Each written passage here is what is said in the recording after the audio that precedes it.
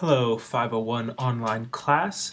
My name is Colin and this is going to be a quick introduction to the Jasp software which you will be using for the majority of your analyses in this class. When you open Jasp, this is what the window is going to look like.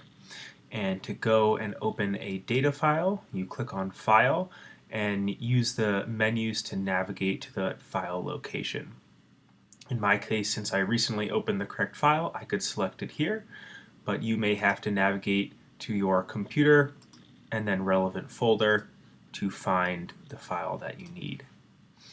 When you open this up, you'll see that this is the same file that you are using in your Excel assignment, and each of your individual variables is a column, and each of the measurements for those variables is a row.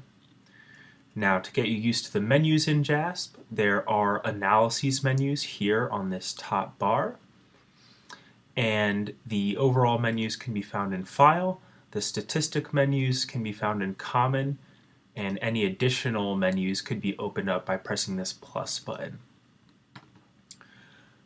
When you're looking at this variable pane here in Jasp, you can click on any of these variables to open up a filtering menu, which we will use later.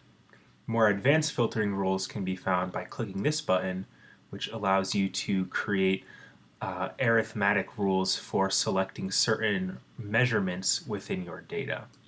For now, let's keep this closed. So today we're going to be doing descriptives, and if you click on the descriptives menu up here, and then descriptive statistics, you'll see that an analysis pane opens up here with your charts. Let's take a look at the caffeine total variable by dragging it over into this box. And immediately Jasp is going to update you with some relevant statistics. Now, since we haven't gone over very many measures of central tendency in this class, let's click statistics down here, and we can actually see that other options can be checked. But right now, we're not interested in the minimum or maximum values of this variable. Let's just select the mean and then close this menu. You can also make charts and plots in Jasp by clicking on this plots button and then selecting a plot of interest. So I might select box plots, which is going to show me the general spread of my data as well as those maximum and minimum values. And then the various options can be selected here, and they basically give different representations of that data's spread, or possibly show the individual data points where they would fall on the graph.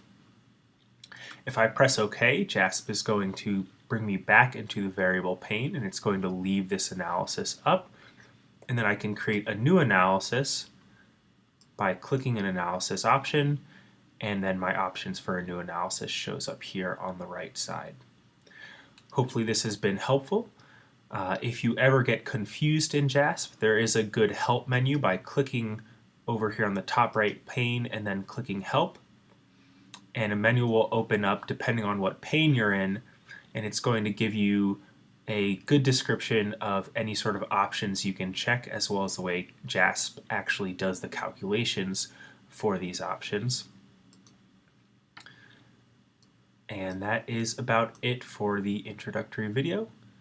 Hopefully this has been helpful and the directions are clear. I find that Jasp is fairly intuitive, and there are also other introductory videos and analyses videos on the YouTube channel in case you need a little bit more exposure to all the different analyses and navigation of Jasp menus.